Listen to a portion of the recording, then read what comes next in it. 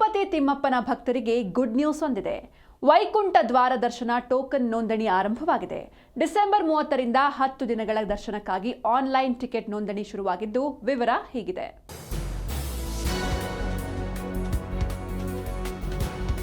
ಕಳೆದ ವರ್ಷ ನಡೆದ ಕಾಲ್ತುಳಿತ ಪ್ರಕರಣ ಮರುಕಳಿಸದಂತೆ ತಡೆಯಲು ಈ ವರ್ಷ ವೈಕುಂಠ ದ್ವಾರ ದರ್ಶನ ಮತ್ತು ಹೊಸ ವರ್ಷಾಚರಣೆಯ ದಿನದಂದು ದರ್ಶನಕ್ಕೆ ತಿರುಮಲ ತಿರುಪತಿ ದೇವಸ್ಥಾನ ಸ್ಪಷ್ಟವಾದ ವೇಳಾಪಟ್ಟಿಯನ್ನ ಪ್ರಕಟಿಸಿದೆ. ಡಿಸೆಂಬರ್ 30ರಿಂದ 10 ದಿನಗಳ ಕಾಲ ನಡೆಯಲಿರೋ ವೈಕುಂಠ ಏಕಾದಶಿ ಸಂದರ್ಭದಲ್ಲಿ ತೆರೆಯಲಾಗುವ ವೈಕುಂಠ ದ್ವಾರದ ದರ್ಶನಕ್ಕೆ ಟಿಕೆಟ್ಗಳನ್ನು ಟಿಟಿಡಿ ಆನ್ಲೈನ್ನಲ್ಲಿ ಲಭ್ಯವಾಗುವಂತೆ ಮಾಡಿದೆ. ನವೆಂಬರ್ 27ರಿಂದ ಡಿಸೆಂಬರ್ 1ರವರೆಗೆ ನೋಂದಣಿ ಸೌಲಭ್ಯ ಲಭ್ಯವಿರುತ್ತೆ. ಇದರಲ್ಲಿ ಆಯ್ಕೆಯಾದ ಭಕ್ತರಿಗೆ ಸಂದೇಶ ಕಳುಹಿಸಲಾಗುತ್ತೆ. ಅವರ ದರ್ಶನದ ದಿನಾಂಕ ಮತ್ತು ಸಮಯವನ್ನ ತಿಳಿಸಲಾಗುತ್ತೆ.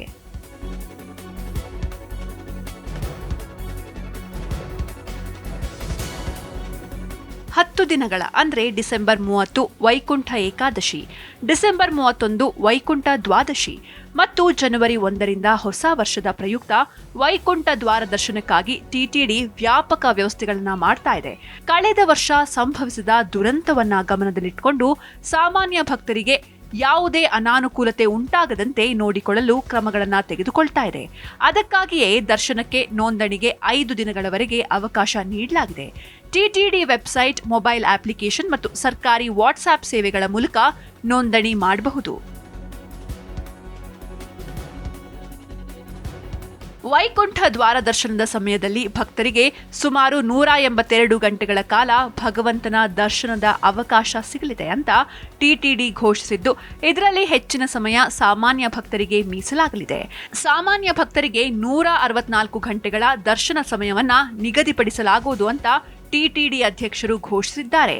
ತಿರುಮಲಕ್ಕೆ ಬರೋ ಭಕ್ತರು ಟಿಟಿಡಿ ಸೂಚನೆಗಳನ್ನು ಪಾಲಿಸಿ ಕ್ರಮಬದ್ಧವಾಗಿ ಮುಂದುವರೆದ್ರೆ ಯಾವುದೇ ಸಮಸ್ಯೆ ಇರೋದಿಲ್ಲ ಮತ್ತು ದರ್ಶನ ಸುಗಮವಾಗಿ ನಡೆಯುತ್ತೆ ಅಂತ ಅವರು ಹೇಳಿದ್ದಾರೆ.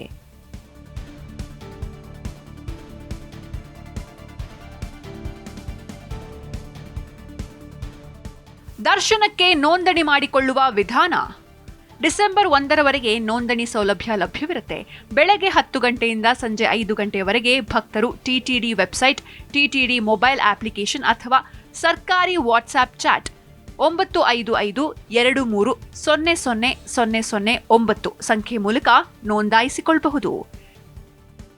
Desk bureau, G Kannada news.